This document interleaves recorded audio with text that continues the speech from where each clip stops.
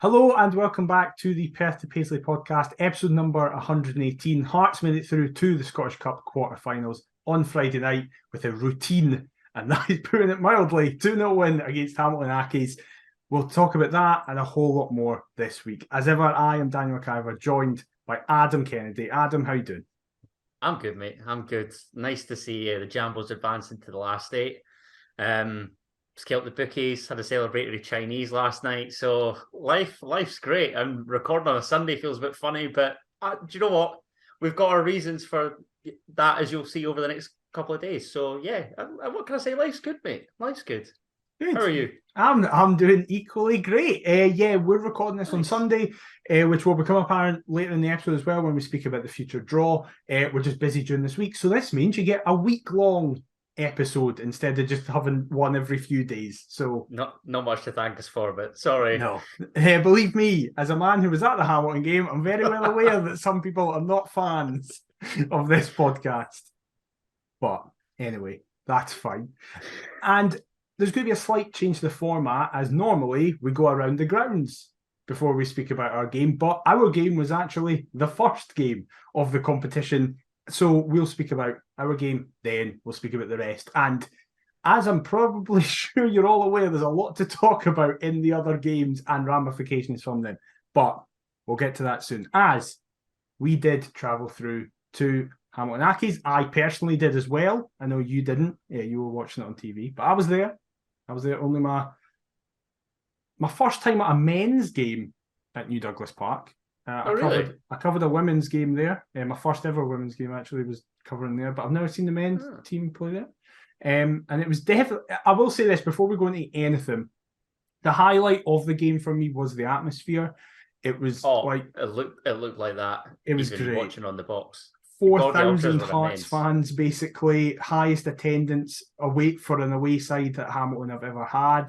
That's a pretty surprising statistic, to be fair. I think it's because it's the first time they've ever given away part of their own stand, like the main stand. Okay. As opposed to just the behind the goals and that weird gazebo thing that runs parallel to the. That makes sense, because what's this? This is Aki's second season in the championship. Yeah, that does make sense. Yeah, fair enough. But Hearts made a few changes to the team that beat Dundee United the previous weekend. And the big news for me was two returning players from injury, one into the starting 11 straight away and one onto the bench, as Michael Smith and Cammy Devlin both featured back in the matchday squad. So Robbie Nielsen's men lined up in a 3-5-2, if you listen to the BBC and the weird player placement as well. But it was actually more a 3-4-1-2 with Xander Clark in goals, James Hill, Toby Civic and Stephen Kingsley as a back three, Alex Cochrane and Michael Smith as wing backs. George Grant got his first start in what feels like ages after a good run of performances off the bench alongside Robert Snodgrass, with Barry Mackay in the 10 and then Stephen Humphreys replacing the suspended Lawrence Shankland and Josh Ginnelly. What did you make when you saw that lineup? Pleasantly. Well, I was going to say pleasantly surprised, but yeah, just really pleased with that team, McIver, because obviously there's a competition that we should have a little outside chance of winning. I'm not going to say that it's, a set that will reach Hampden or none of that patter, but obviously 3 Scottish Cup finals in the last 4 years, finalists and runners-up last year, aiming to get there, go on better. Of course, other sides in the Premiership have had a week off in essence, but we don't have that luxury.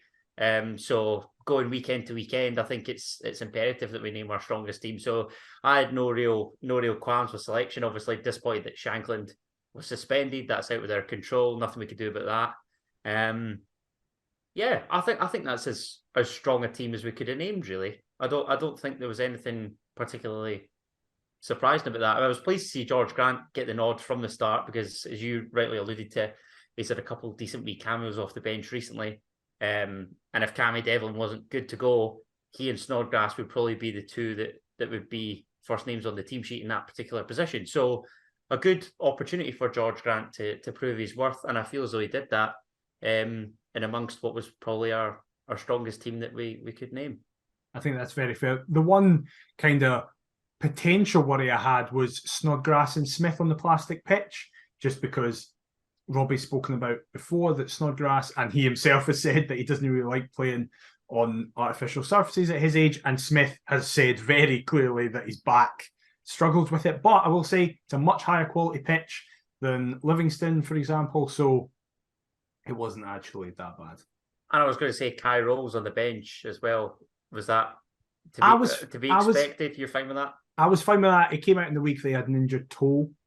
And in fairness, Kingsley probably needed a good performance in him, given what we've seen recently. So this is a good opportunity for him. And I actually thought Kingsley did play well at the left of the back three. Yeah. I think he's far better in that position than he is as a wing back. Yeah, definitely. I would agree with that. And as I alluded to in the opening to this, I described this on Twitter as basically a training game. I don't mean that as a disservice to Hamilton. I think John Rankin, I don't feel bad for them at the bottom of the championship, but I feel like I'm surprised in a way, considering that, yes, we had most of the ball in this game. I think in the end of the first half, we had something like 84% possession or something like that. And by the end of the finished game, we had 74. Was it as high as that? Yeah, it was as high as that. Really? Didn't feel like that second half, I might add, but I don't know, I guess it was as good as done.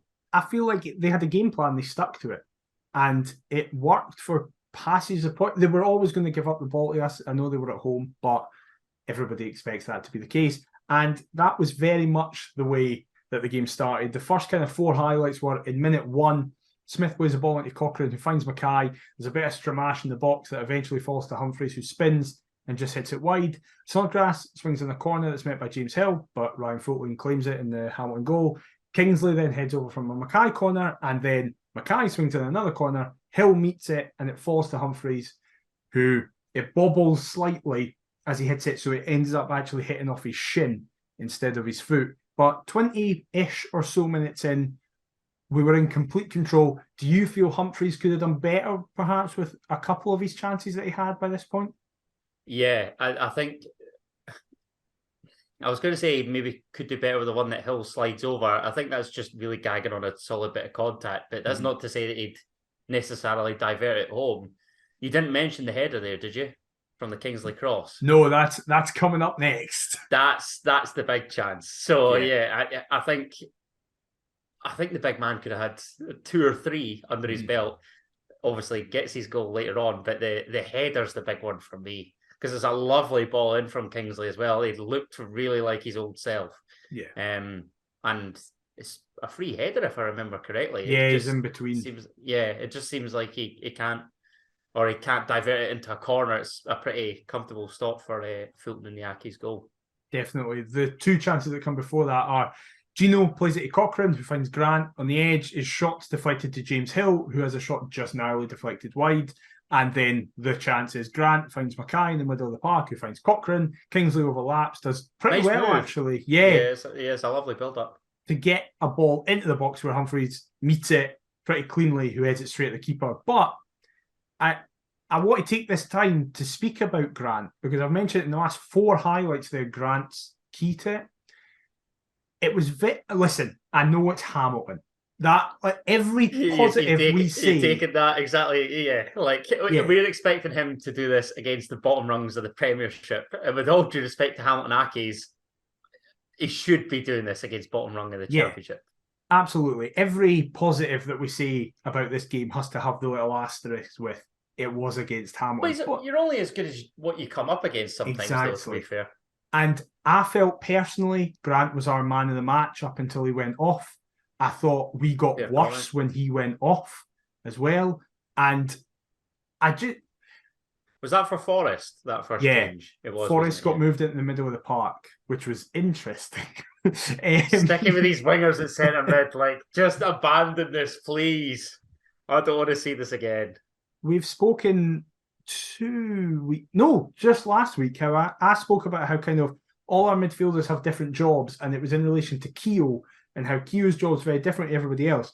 Grant's job was really showcased here, and it really kind of made me not worry as much if Snodgrass is out the team. Now, I still will, because Snodgrass is our best passer of the ball. He runs games. But it was very noticeable that whenever Snodgrass played it off to Grant, it felt like he was playing it off to a similar player to him who can take the ball in touch-tight situations, come out with it, and then expand forward. Or play that sort of killer ball into, say, somebody like Alex Cochrane, say, down the left-hand side to get us up the park. I don't know, he sort of hovers over the edge of the box as well, George Grant. There's a chance, I think, toward the end of the first half where he looks to sort of bend one and it doesn't quite work out for him. But I was liking the positions that he was getting into. It seemed as though he really was given a free sort of license to roam. And I don't know that if that's just because of, obviously, the caliber of opponent, the fact that we're in the ascendancy, the fact that we dominated, the first half. But I'm really pleased with his performance because I've been a big critic. I've worried where the dough's gone, albeit it's one start, one performance against, with all due respect, like I say, he has been very good off the bench, though, in recent weeks. But exactly, well. That's what I was going to say. At least it succeeded with a couple of decent bench cameos, and he's really pushing for a place now, which is good. Absolutely. And then, thankfully, the goal did come on the 29th minute. Patient play at the back between the back three ends up with Cochrane, who finds Barry Mackay on the inside. Barry plays it through to Gino on the edge of the box. First time pass to Humphreys, who feints against Dylan McGowan and goes in on his left so-called weaker foot and smashes it near post. 2 questions for you. 1, is it actually his left foot as his weaker one? And 2, do you think Fulton can potentially do better in goals? I'll answer the second one first and say yes. And in answer to the first, it's a really curious case because I don't really know, because that 60-yard ping is with his left so-called weaker foot. Is this just the way that football's headed now, where you're expected to be comfortable with both feet? Because Aaron Hickey was, Stephen Humphreys was, but they're really the only 2 examples I can think of players in a Hearts shirt that have been. So, yeah, I don't know. I honestly, I was just watching Stephen Humphreys, and despite the chances that he missed, I just thought, I love this man. I really do. He's just the latest in a long, long list of loanees that we're going to get our hearts broken by. Yeah. But I don't want to have to... I literally, I've got the fear that we're going to record an episode like toward the end of the season or at the start of next season, and it'll be titled something like "We'll Always Have Florence," because this just, like, I need this man to sign on a permanent deal. I can't understand, like, nobody understands my love for him, because he's got everything. Yeah, he is comfortable on both feet. He's a big boy. He's not slow. He's pretty quick for his size. Can hold others off, bring others into play. His finishing's a bit suspect from time to time. I like how greedy he is, though. Oh, fully. I'd be fuming if he say he was shy of confidence and then he was sort of looking to lay it upon others all the time. I don't want a striker that's bereft of confidence. If you try something and it doesn't come off, at least you've given it a bash. Mm-hmm. You'll always get another chance, as was proven here, given the barrel load that he missed before then scoring. Yeah, just really like the big fella. I really hope that deal can get done, but the more as time goes on, and with now Sean Maloney in charge, I just think to myself, is it really going to happen? But Wigan, we sort of need Wigan to go down, really. And I don't like wishing other clubs to get relegated, but I feel like they're more likely to sell, even despite their financial predicament anyway. But we'll see. Or do you not actually think it's the reverse? They stay up, so don't give him a chance in a lower league, and then go, right, we'll sell him to get money to buy a championship level striker. Oh, God. Oh, no. Like, I hope Bournemouth stay up, because if they get relegated, James Hill will be going straight into that side. Where if they stay up, they might go, oh, we don't pay attention to Scotland. Let's just send James Hill back out on loan.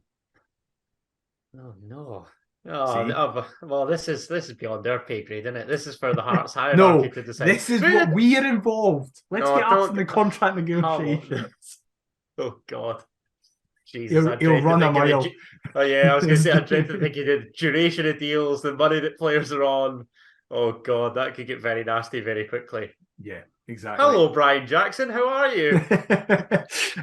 Hamilton did actually have their one and only chance of the half immediately after this. The unknown full striker Tiehi does actually quite well to take it down the box. He was a and bit of a spin. handful, to be fair. Yeah, absolutely. Caused a couple However, of problems. fires pretty far over the bar. And then, as if to go, if you could do that, I could do it too. Humphreys boys over from a volley from the penalty spot, basically. Again, don't care. Just happy that he got the chance. Yeah. And then 3 minutes later, a short corner's played. Humphreys does really well to find Kingsley in the middle of the box for a corner, who plays it across the face of the box and is narrowly missed by James Hill at the back post. Now, that was really annoying. Obviously, there's a lot of things about, like, can he slide? Can he just make that extra? Not on that surface, I'm not 100%. Yeah, absolutely. But just because we're on to James Hill now, and I mentioned there about Bournemouth, the talk after the game, a lot of it was about his post-match interview. I don't know if you saw it, where he's asked 2 questions, and he's very good at talking, James Hill. He's very well media trained. So the first question is, how does he feel about the game? And he gives a very good, succinct summary. And then he's asked about the fans. And it's another example where a player seems to have fully bought in. He speaks about how he can't overstate how helpful it is, how at every game he's been at so far that we've been amazing. And he's like, we're doing it for them. We hope to take them on the journey with us. And Robert Borthwick, friend of the podcast, just quote tweeted with, "Oh, good, another Jimmy Dunn." Because that's what's going to happen. Oh, bring a tear to a glass eye, that. Yeah, that's... Oh, I'll need to go and watch that. Was that on Hearts TV? It was on the Twitter feed. Oh, right. Yeah, because I obviously watched what was going on with the Beeb. I feel like he talked to the BBC, though, which made me Snodgrass definitely did. Snodgrass did. If James Hill did. God knows. I've been so impressed with him, though. So impressed with James Hill. Yeah, he's come in and been pretty solid. Which, again, like, that had to happen. I think the annoyance is that it took for Halkett's injury for us to then go, oh shit, hold on a second, we actually do need some cover at the back here. But yeah, I mean, again, like we were talking about sort of young players getting their chance and whatever.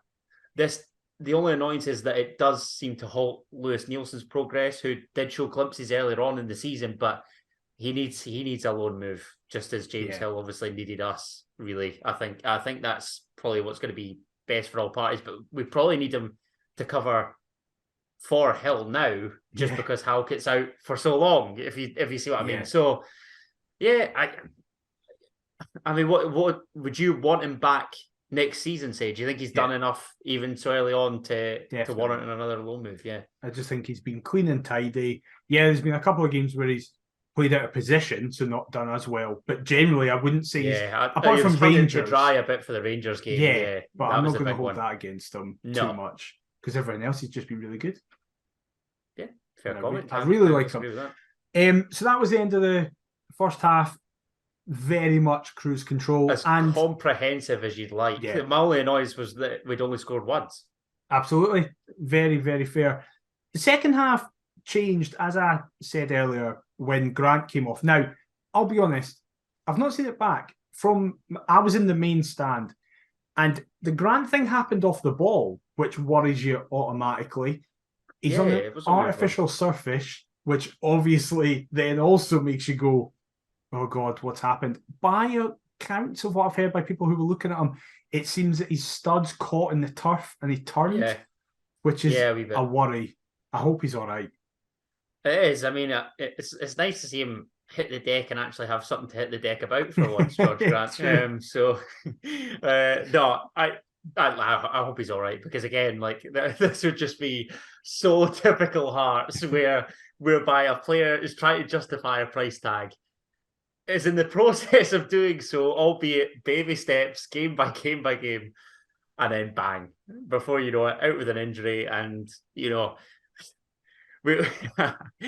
probably be expected to come back by April. We won't see him till the following January. Yeah. So it's a real laugh, but hopefully he's okay. Yeah. Because he's got a part to play, certainly in our upcoming fixtures, definitely.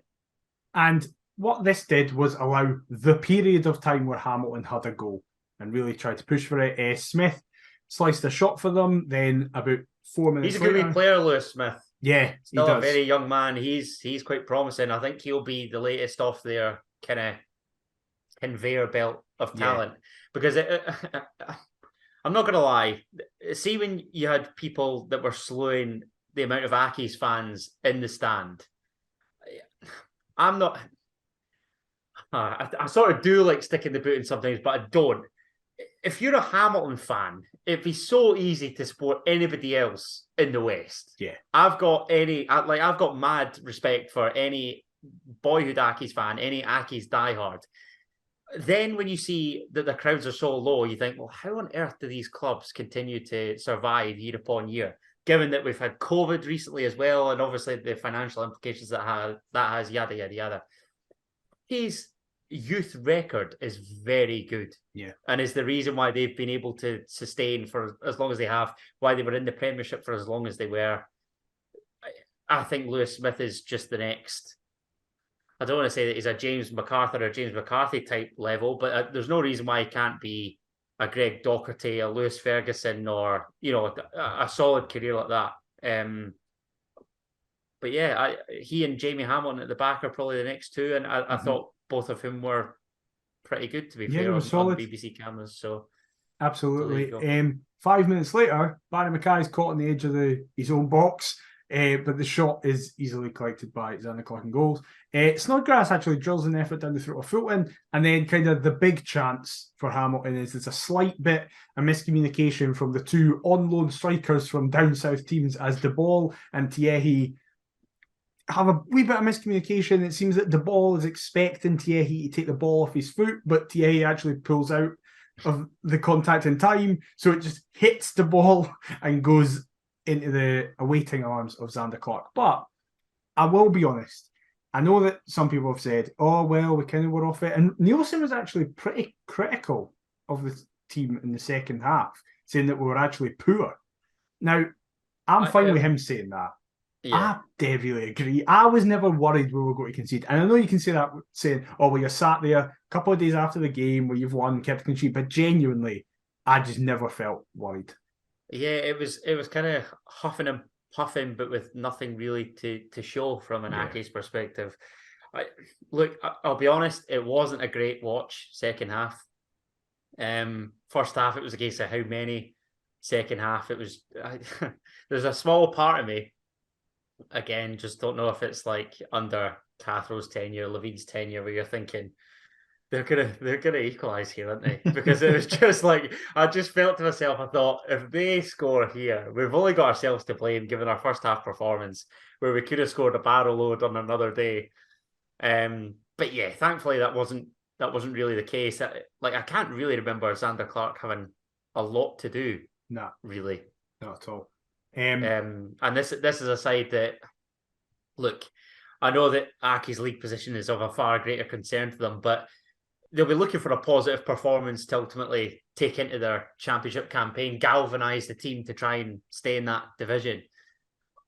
Their league showings have been brilliant recently.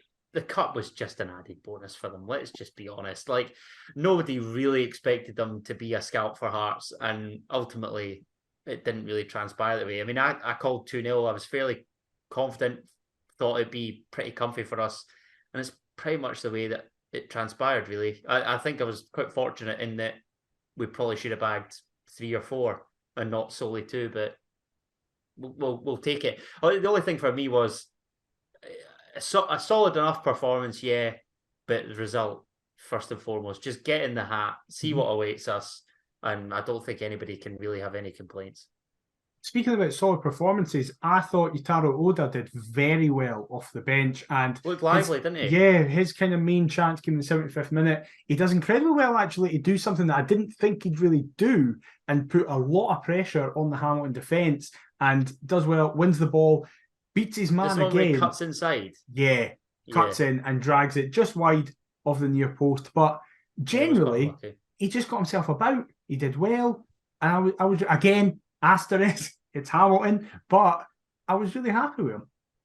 But again, we talked about George Grant's cameos off the bench, it's good for Oda to get a solid performance, albeit, of course, as you rightly say, It's championship opposition. These are the games you want to bottom of come the on second to, though, where there's like no pressure, just Fully. do what you want. If he comes on and grabs a goal, then he's got every right to feel as though he should be involved for, say, Motherwell at the weekend. Yep, absolutely. And then a rare moment happens as Hearts do get the goal that secures the tie, kills it dead. I see what you're alluding to now. I was wondering where you were going with that. Cammy Devlin came on as a sub. Again, great to see that we're in a position where we can slowly bring players back from injury. We don't have to rely on them. Surprised he took Humphreys off, to be fair. Same, but I think you could tell we changed the shape. Forrest went back out wide where he definitely should have been for the start. And 100%. It still was. I initially went, oh, he's taking Humphreys off and sitting in with Devlin. But then, because I thought Forrest was going to stay in the middle, but he didn't. Forrest then went out wide. And I was like, oh, okay, it's pretty similar. We're just going to have a bit more of a fluid front line. Right. I was going to say it's like rotations at the front and whatever. Yeah, I was fine with that. Devlin and Hill are kind of involved in a wee stramash in the middle of the park. Devlin then plays a pass to Forrest, which is actually a poor pass. But Alan Forrest does very well to get to the byline. He does rescue it on the byline. Yeah, cut it back. And there's about 4 defenders. It's an equally poor pass from Alan Forrest, in fairness. More understandable considering he's just trying to get it in contact. Get anything on it. Yeah. There's 4 defenders in the box, and I will read my notes verbatim. There's very little to pull it back across the box, and Cammy Devlin gets his second goal of the season in the most Cammy Devlin way possible by tackling it into the net. And I'm buzzing for him. Oh, it's only good. I'm so happy. It's like the Benny Beringame goal against, was it St Mirren in the cup last year? Yep. Oh dear. Buzzing for him though. That pair just thick as thieves, aren't they? Just don't ask them to contribute anything to the final third. Just keep it simple. Give it off to others. Have you seen though that goal that Devlin scored in Australia where he hits it for 20 yards and it goes top corner? We didn't sign him. That's an identical twin. No, who's got exactly. the same name. Yeah, you were talking about clones the other week there. 100% there's some A-League clone that's... I want to know where that A-League clone is. He's rubbish at tackling, but he can hit rakers.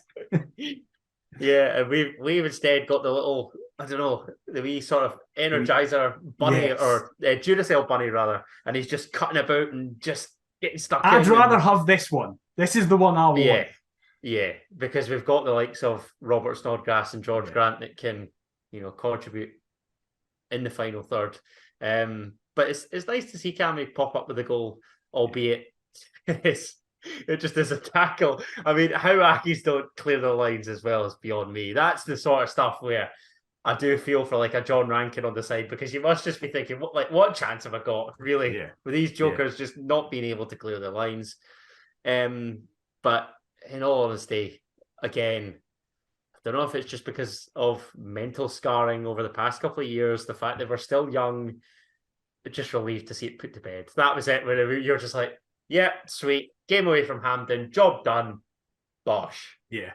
My dad actually made the point that he really liked Devlin's goal because in recent weeks, actually, not just in kind of the last couple of games, but in the last few games, we've scored some really nice goals, like free-flowing, attacking goals, Humphreys with a raker. Even the Humphreys goal in this game was a really nice move.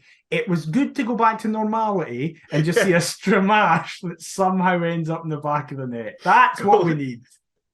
Goals that are absolute jobbies, even if they are scored like ugly goals by Team Handsome. That's exactly what we're after. Exactly. Well, there's the title sorted. You've all seen it before. That's exactly what we need. And then finally, nothing else much really happens. Cochrane drives forward, finds Kingsley, who finds Forrest on the edge of the box, who hits a shot straight at the keeper. That's it.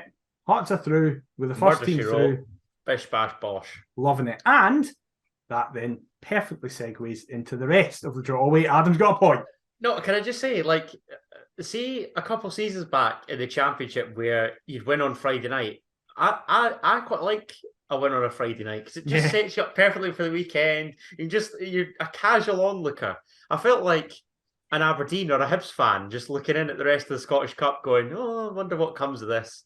But we've got vested interests, unlike them. Yeah.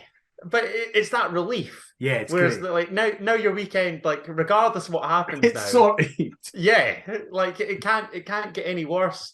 You're not going to be disappointed. I'm not thinking, oh shit, I'm dreading this podcast. So yeah, big fan of getting a result on a Friday night, Loving it. and then seeing the chaos that ensued on the Saturday.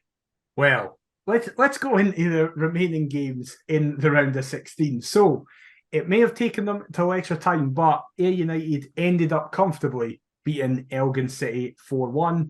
The only boring game really was between Dundee United and Kilmarnock. What a shock! The two poor teams in the Premiership. Two of the bottom four jobbers. Yeah, who cares? Kilmarnock narrowly wins 1-0. The result is up there with shock of the day, but perhaps looking back at the start of the season isn't, as Inverness just went to the Tony Macaroni and swept aside Livingston. That's as an they unbelievable result in the League Cup at the start of the season, which is mental. Celtic won 5-1. Well done, great. And then that was a scoreline that flattered them. To be fair, yeah, absolutely. What a novelty of bringing off £6 million off the bench and just comfortably winning games. It's all right though, because you can't question it. Otherwise, honestly, no. It's just because we haven't all spent well. That's why they're doing so well.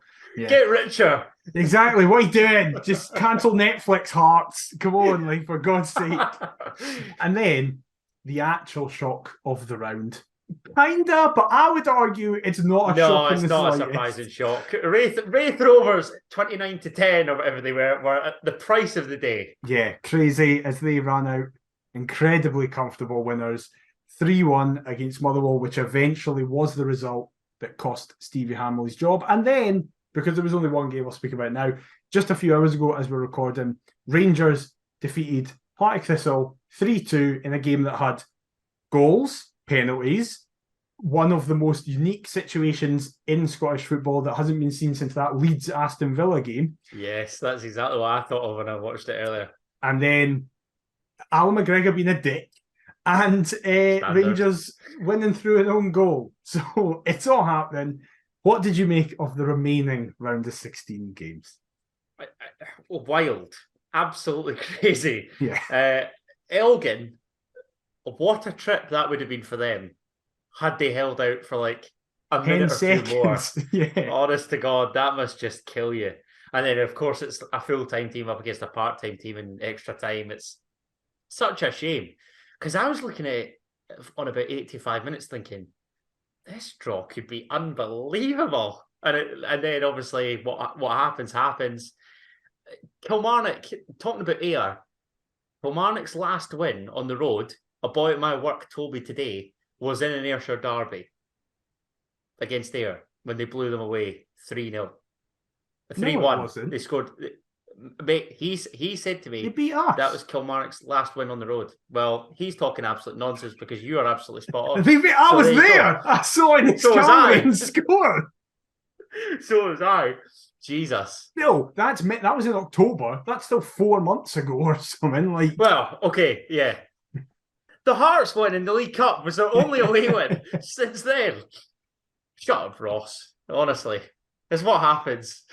See, you need me. You need me here. I need you, and I need to do my own research. This is what happens when you listen to other plonkers. So everybody listening to this podcast, get off right now. Go do your own research. Exactly. But yeah, very surprised to see Killie win at Tannadice. Did not see that coming at all, given they are ranked rotten away from home, as we've alluded to there.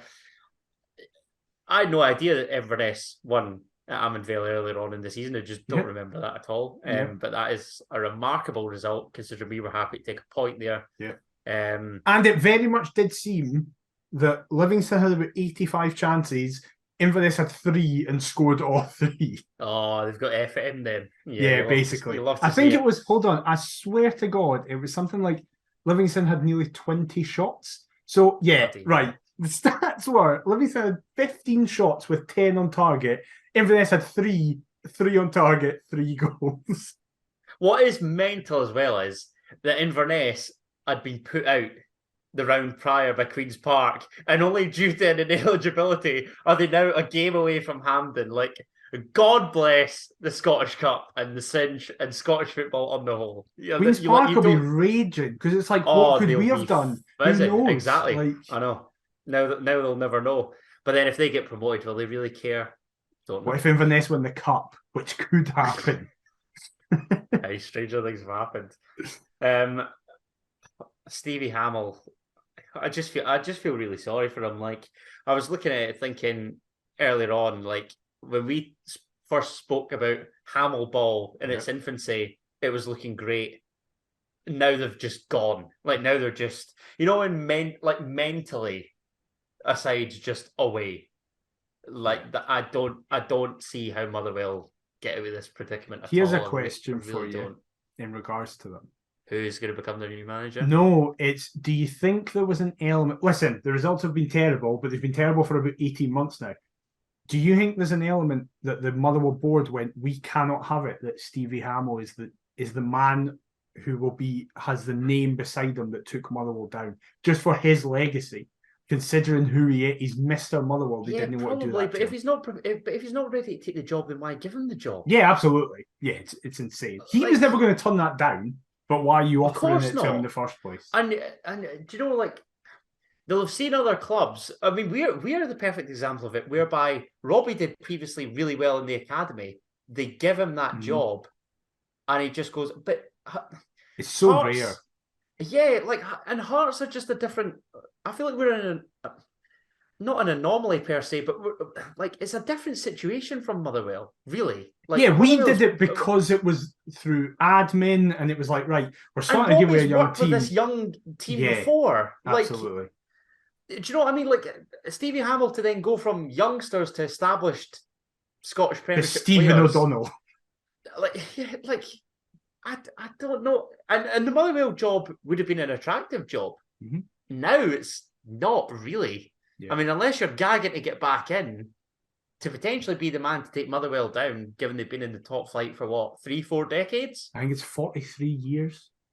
Wild. I mean, I'm going to feel, if Motherwell go down, I'm going to feel how I did like when I saw Kelly get relegated. It's like, do you know, like a mainstay? It's like, oh. I remember when Kelly got relegated, and I was kind of just like, oh, I don't care. Whereas Motherwell, I feel like that. I'm like, no, Motherwell can't go down. It's kind of like how Everton are in the Premier League. It's like, well, no, there can't be a Premier League without Everton. There can't be an SPFL top flight without Motherwell. Just the same way that it was with Newcastle, Aston Villa. Yes. Like, but looking at it in McIver, like, they have no right to be in this league. Of course not. No team's too big to go down. I'm not gonna slew them, because obviously we know what's going to happen at the weekend. We'll get to that in a second.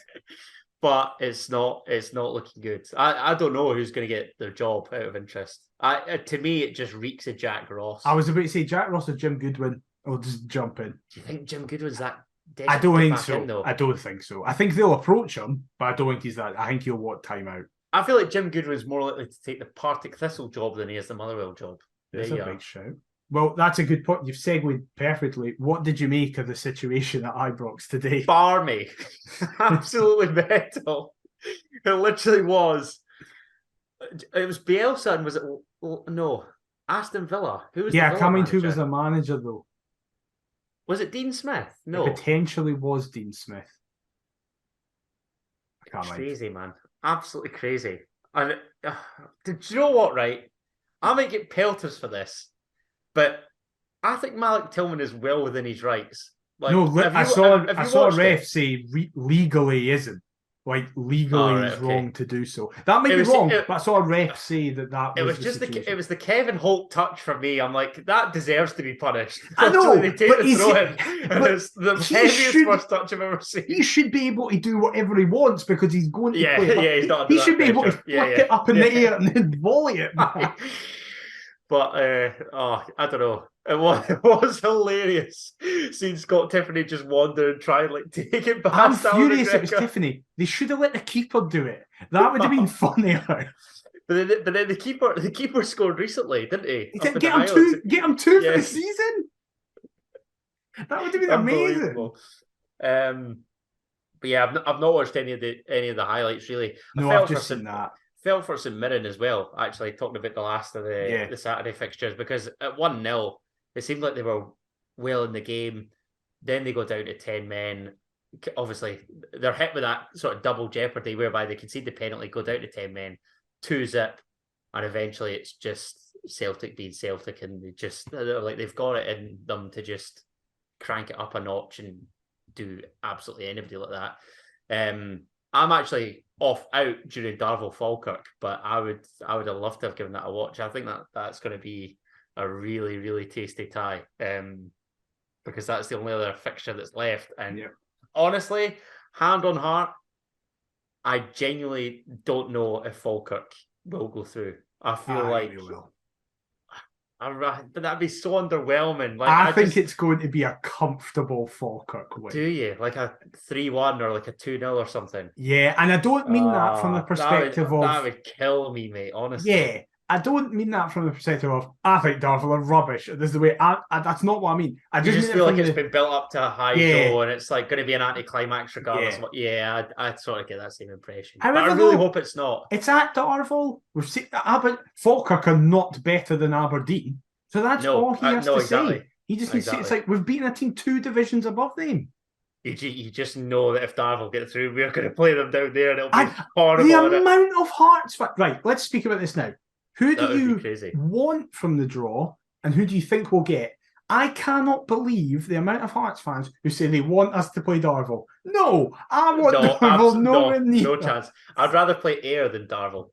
Yeah, that's fair. I want Ayr purely selfishly. Selfishly, so you can go really just a mile away. I literally could walk to the ground. The hope, because we're in a situation where Ayr, Inverness, Wraith, and one of Darvel or Falkirk are in. 4 lower league sides are still available in the quarter-finals of the Scottish Cup. So we will get either Celtic, Rangers or Killie. Oh, we're going to get Rangers, 100%. The other team I want least. I was going to say exactly that. We're going to get Rangers at Ibrox. We're not even going to get the luxury of having them at Tynecastle. Celtic will get the winner of Darvel Falkirk at home. Probably be an Ayrshire derby, and that leaves Wraith Rovers and Inverness. Yeah, there you go. There's my draw. There's your draw. Just the SFA don't even need to conduct it. There you go. Yeah. Just call me Mystic Adam.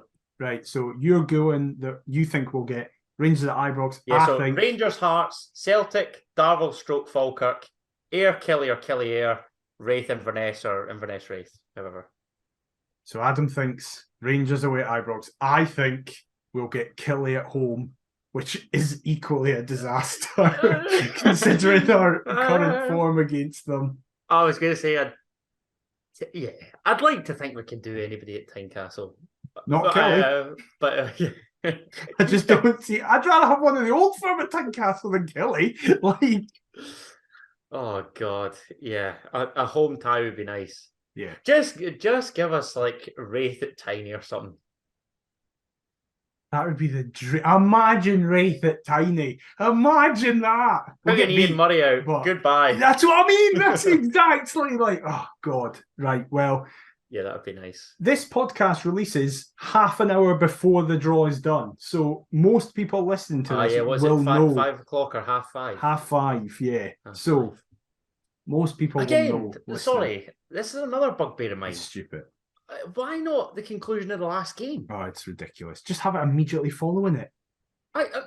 That's always been the way. Yeah. Like literally since we've been kids, that's always been the way. Yeah. Like why it should not have a slash in it. Teams should be as many teams decided as possibly can be should be. Yeah, it's crazy. It's absolutely stupid. But anyway, that's in the future. What is in the very near future is traveling the team that we kind of spent a lot of time speaking about there as I'm tapping my pants with this. Oh God, Hearts this weekend travel to Fir Park, place where earlier in the season we won 3-0 in a game that was never 3-0. It went too well. Yeah. Now, I initially was worried that Stevie Hamill was going to get sacked and we'd be the victim of the caretaker bounce. What I didn't realise was that Motherwell actually play midweek. Night? Yes. Yeah. And they've already sacked Stevie Hamill. So hopefully the dream is they get a big momentum building win to prevent St Mirren gaining any ground on us, and then we go to Fir Park and body them. That's never going to happen in a million It's years. never going to happen. The I'm with reverse you. will happen. They'll get beat off St Mirren and then get the... And they do us. Are they at home? Yeah, it's at Fir Park on Wednesday night. Yeah. Oh, they're going to get their first win in fucking ages before we turn up. That's what's going to happen. No, St Mirren and Stephen Robinson. Stephen Robinson and the ghosts of Motherwell past. Like, half that team is virtually all Motherwell. Yeah. It's like Trevor Carson, Charles Dunn, Mark O'Hara. Who else? Declan Gallagher, Curtis Main. Like, it's all... Remember when you were good? Under a former Motherwell manager, that reeks of 1-0 St Mirren and then 1-0 Motherwell on Sunday. Yeah, Guarantee it. Oh, it does. Right. Is that your Motherwell prediction? obviously beat St Mirren in fucking Paisley yonks ago. July, somehow. That was what got Hamill the job. And then ever since then, it's just been... God, yeah. Is your prediction 1-0 Motherwell then? For Sunday? Yeah. No. Well, is it? They are, in my opinion, they're... interestingly, if people watch The Terrace on Friday night, Rob Borthwick kind of said it, that there's other teams around Motherwell that are... Well, one team, Dundee United, is on the exact same amount of points. Killie and Ross County are very close to them. But every Scottish football fan goes, yeah, but Motherwell are getting relegated. Despite them being close to everybody else, Motherwell just feels so much worse. I thought County were doomed up until recently, till they brought in the likes of Eamon Brophy and whoever else, and they've started to switch up sort of formation. I think they look much more threatening in a 3-5-2. I think Malky Mackay, experienced manager, probably keep them up. I don't know. It's going to be one of United or Motherwell for me now. Just because of the inexperienced managers. And again, I'm leaning towards Motherwell because I just don't see... Like, even the players that Hamill brought in, really, I don't think any of them have really been a success. They also don't... Yeah. Isn't it a thing where it's like... That carried over from Alexander's tenure. Yeah. Like, I don't think... Yeah, like, that's weird. Because they got rid of Johansson. He went back off to Norway, and they didn't... Like, this Irish fella took a time to get his debut, and honestly, mate, one of my best pals down here is a big Motherwell fan, and he's growing worried week by week. Right. What is your prediction? Again, like, the 2 league games have gone too well. Like, even when we went down to 10 men at Tynecastle, we actually got better. Yeah, we played for an hour with 10 men and still beat them. Yeah. And that 3-0 was never a 3-0. Like, something tells me that, like, the law of averages says they have to claim something. Also, if you look, it's really interesting because Motherwell's underlying stats are actually weirdly not bad. They're like 6th for expected goals against and 4th for expected goals for. Can't finish but they're massively underperforming in both situations. So you have to imagine at one point it could... It's got to turn. Yeah. Oh, God. Oh, no. And the fact that they've only won once at Fir Park, like, this is a sticky, sorry situation. Because away from home, they actually look all right. I know. Oh, God. Do you know what? No. I was going to say I'd take a point, but I really wouldn't, given the... No, you wouldn't. We've got to go and win that. So I'm jokingly saying 1-0. I'm going to say we'll score twice.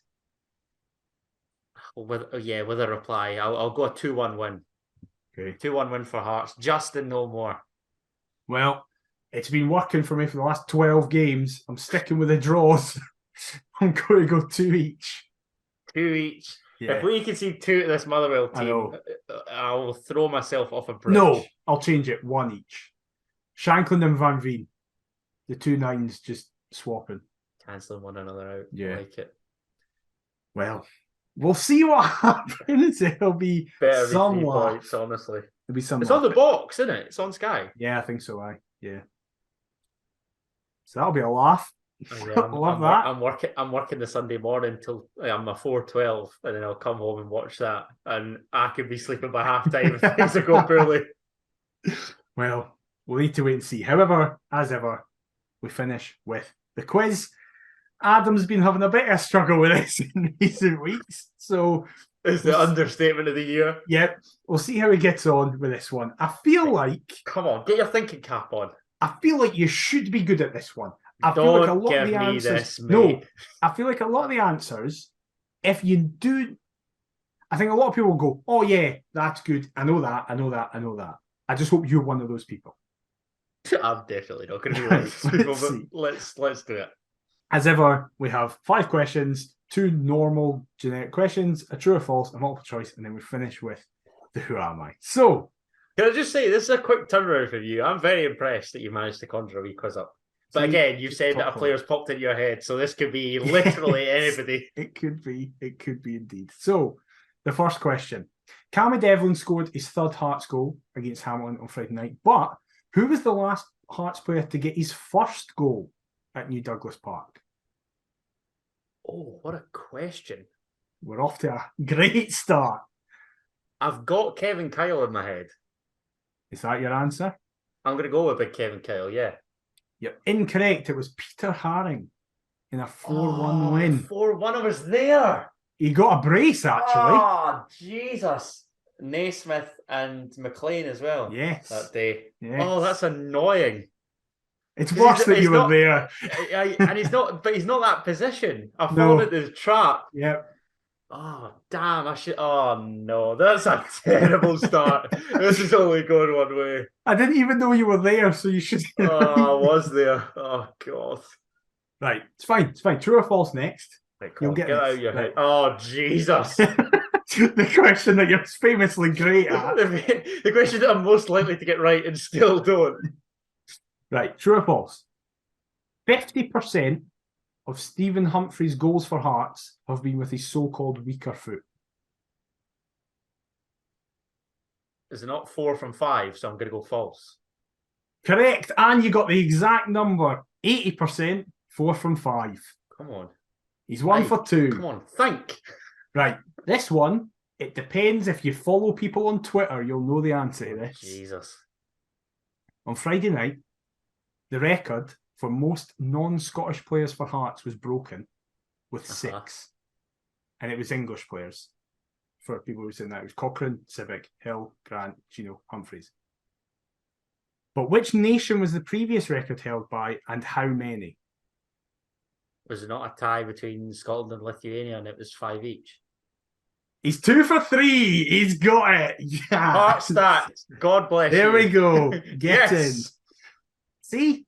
I knew you'd be good at this. I can't believe I fell into the Haring trap, man. That's what makes this more annoying. Yep, absolutely. Oh. And then finally, of the normal questions, we have the multiple choice. How many goals were scored at Fir Park between Hearts and Motherwell last season? Oh. Is it 3, 4, 5, or 6? We lost there 2-1. Did we lose 2-1 twice? No. Did we not win it? Did we win it Fir Park last season? Oh my God. Oh God. Something tells me it's 5. I feel like we drew. We lost 2-1 definitely, because that's what basically sent them to Europe. Mm-hmm. But the meeting before, I can't remember. It's gone out of my head. You are correct that we only played twice. Remember that other game though? No, you cheeky fucker. Did we not lose 2-0 and Taylor Moore got sent off? How is that me being the cheeky fucker? That would mean it's 5. It's 5. Yeah, it's 5 goals, isn't it? Correct. Yes. You would have got it right even if you misremembered yourself. Yeah, if I thought it'd be 1 each. Yeah. I felt like we lost 2-1, but we didn't. I remember it now. Jesus, yes. I was at that 2-0. The worst Hearts forwards away I've seen ever. Oh, it was terrible. Right.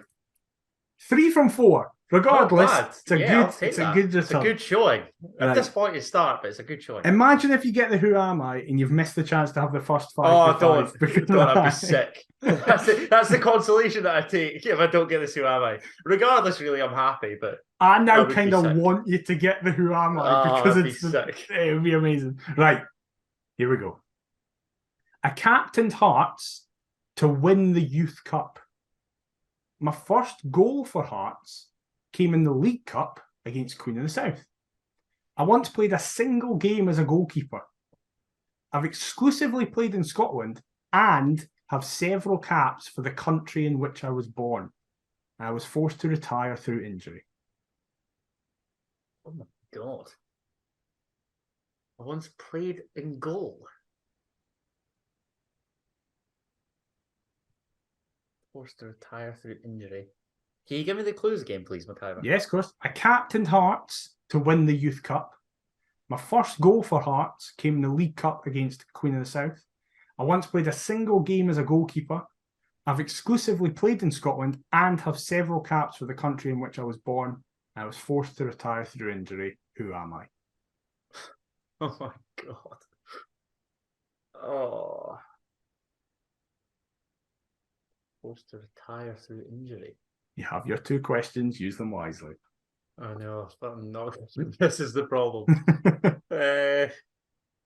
The country of birth thing is really throwing me off because I know that I do this just to piss you off. Yeah, And it's not nice welcome having to the shoe on the other foot. It's No, it's really not. not.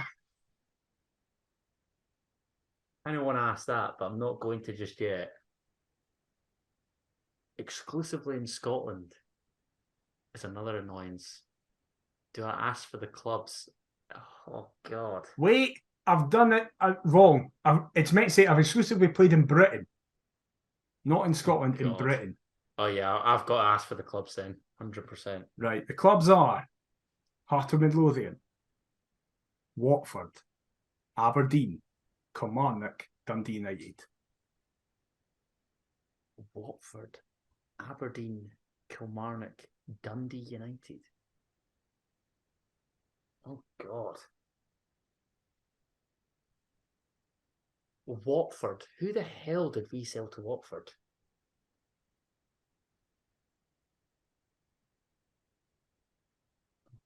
God. This must be early 2000s because I'm trying to rack my brain here and struggling. You've got another question? I know, but I want to know where they were born.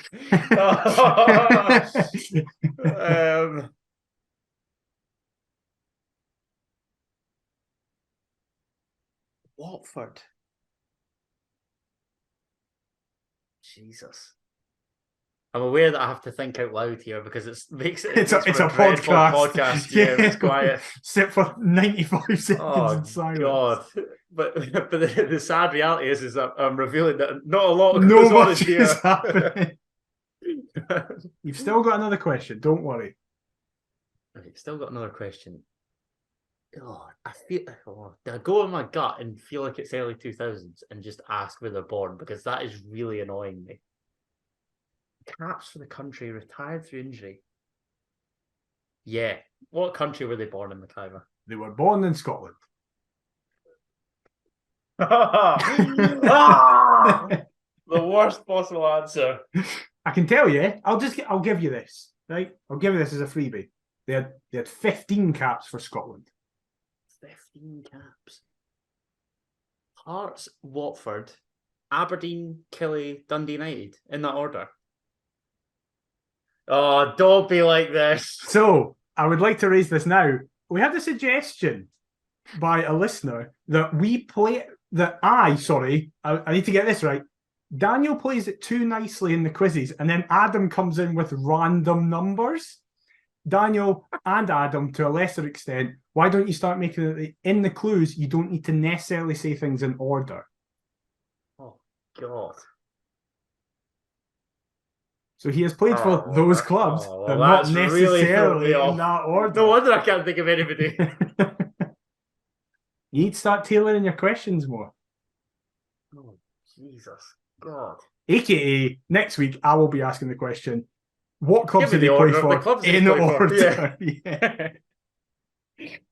Oh, Shout out to Peter, by the way, for that suggestion. Peter, you're a scumbag.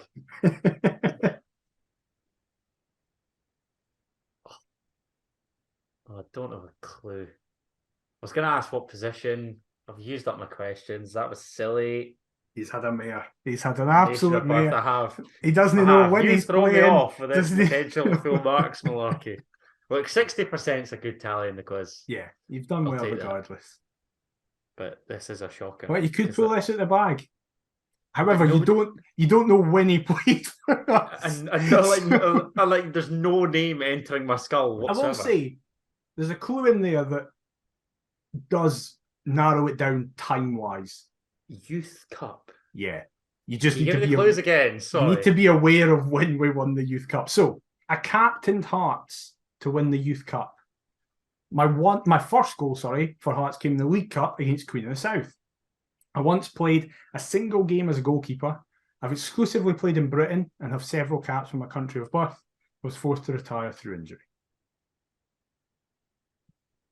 Did we win the Youth Cup when Gordon was in goals? We must have.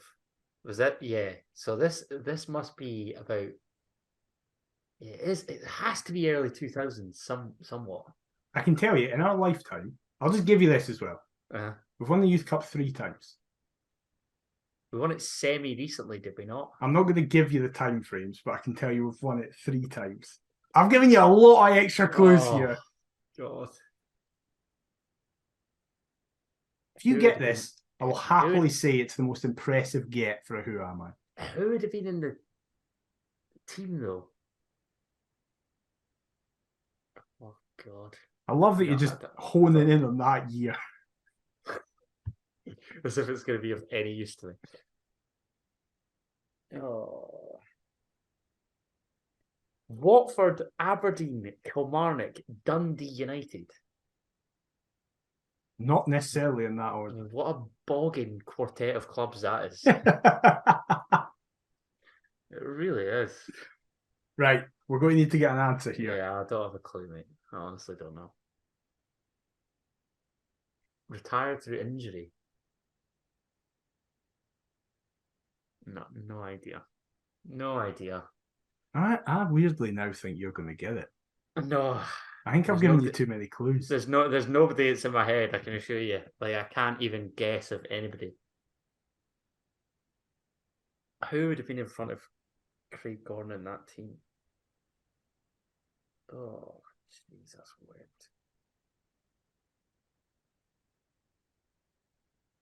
Because you've used like a Stephen Simmons before. I'm going to guess. I've got no idea if it's right. Was it Scott Severin? He's done the most impressive Who Am I get ever. Yes. Do you know what's so interesting? The 2 most impressive ones I think you've got is Scott Severin and Steve Simmons. I need to stop going with S's. Yeah, the double S's. I need to stop doing that. Oh my God, that fried my brain. Why did that take so long? That's because your questions were terrible, as they always are. Did you know what I'm going to ask? Yeah. So, by the way, the game as a single goalkeeper, he replaced Terry Moynihan as he was hurt during the game. I can only remember him at Aberdeen, out the other clubs. Yeah, so Hearts to Aberdeen to Watford to Killie on loan. After? Right. And then he only played 12 games for Dundee United over 2 years because he just kept getting hurt. 10-6 though. You're pulling it back in the Who Am I's. Oh, mate, honestly, that's not even joy, that's relief. However, you did miss the chance to have our first ever 5 out of 5. Don't. Big Pete, honestly. That guy. I get angry enough that I'm on the park. And he's just haunting me off it now. But in fairness, that's very impressive that you got Scott Severin with the questions you asked. Like I say, it's not even. I'm taking no joy. That is just a relief. Honestly. Woo.